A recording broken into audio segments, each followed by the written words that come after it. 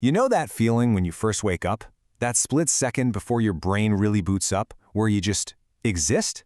There's no I, no to-do list, just this raw, immediate sense of being alive. We've all felt it, but almost none of us have a word for it. Well, today, we're going to dig up a forgotten term that perfectly describes this fundamental state, coenesthesia. Let's get into what that really is. This quote comes from the journal of a French philosopher, Maine de Biran, writing way back 2 centuries ago. And he was completely obsessed with this exact moment, that little window between sleep and being fully awake. He saw it as this incredible opportunity where what he called the immediate feeling of existence is totally separate from the apperception of the self, which is really just a fancy way of saying your conscious idea of who you are. So what is that feeling? That pure data of existence, before your name, your memories, your plans for the day all come flooding back. That's the core mystery we're going to unpack right here. To really get to the bottom of this, we have to start where Biran started. And he wasn't just thinking about this in his armchair. No, he turned his own life into a laboratory. He ran a personal experiment on himself every single morning. So picture this. Every day, as he woke up, Biran would try to grab hold of that fleeting sensation and analyze it.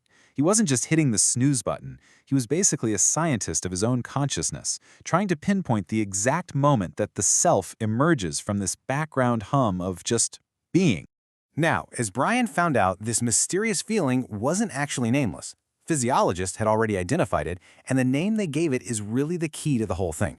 And that word is coenesthesia.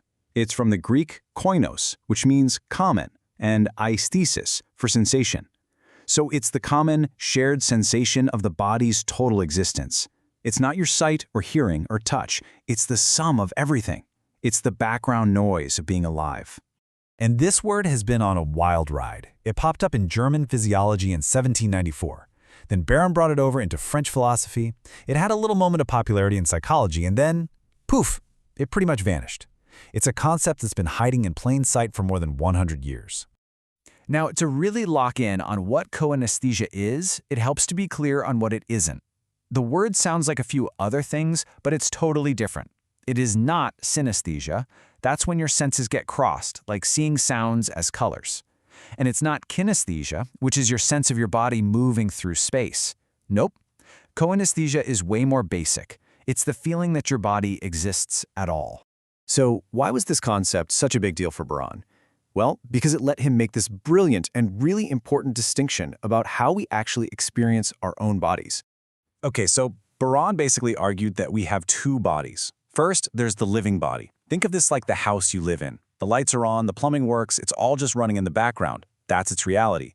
But then there's one's own body. This is the body you use, the one you tell to go pick up a cup of coffee. It's the body you feel like you own and control. And this was a major update to that super famous idea from Descartes.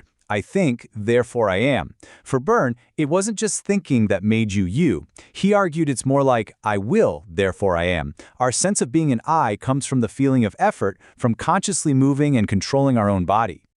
But here's the kicker. Coesthesia points to something even deeper. It's the feeling of that living body, a layer of just being that's already there before the I shows up and starts making decisions. It is the very foundation that the conscious self is built on top of. Okay, so you might be thinking this is all just some passive background hum, but Biran argued it's constantly casting these huge shadows on our conscious mind, messing with us in ways we barely ever notice. Biran said that our coenesthesia is kind of like a pair of invisible glasses that we're wearing all the time. This deep, underlying bodily feeling acts as a filter, and it colors everything we see, think, and feel, usually without us having a clue.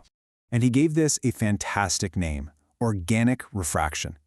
It's the reason why on a day you slept great and had a good breakfast, an email from your boss about a new project seems like an awesome opportunity. But on a day you're exhausted and feeling off, that exact same email feels like this huge crushing weight. The email didn't change, your internal filter did. Biran believed this organic refraction was the secret sauce for all sorts of psychological mysteries. To him, our dreams were just the jumbled language of our living body. Those sudden mood swings for no reason? Just a shift in our kinesthesia. Even that feeling of sympathy, where an emotion seems to jump from one person to another, he thought that was a kind of shared organic state. And get this, he described something called imperfect recollection. He talked about how a certain time of day, or a season, or even a specific place can just trigger this whole wave of feelings and images. I mean, that is almost a perfect description of what Marcel Proust would later make famous as involuntary memory. For Biran, it all came from coenesthesia. So, why on earth should we care about some forgotten 200-year-old term today? Well, because it gives us back a piece of ourselves, a piece we've actually lost the words for. By digging up coenesthesia, we can start to talk about the non-conscious parts of who we are, not as just an absence of thought, but as a real, positive thing. It's the deep, foundational feeling of life itself. As the scholar Alessandra Aloisi puts it, this feeling of the living body is a silent companion that is with us at all times and never abandons us. It's just always there, humming away whether we're paying attention or not. And really, that's what it all boils down to. Coenesthesia is the impersonal, raw feeling of life itself, the pure data of existence just before it gets grabbed and shaped into my life by my conscious, willful self. So I'll leave you with this question. Just as you're sitting here right now, can you feel it? Can you tune in for just a second to that background hum of existence?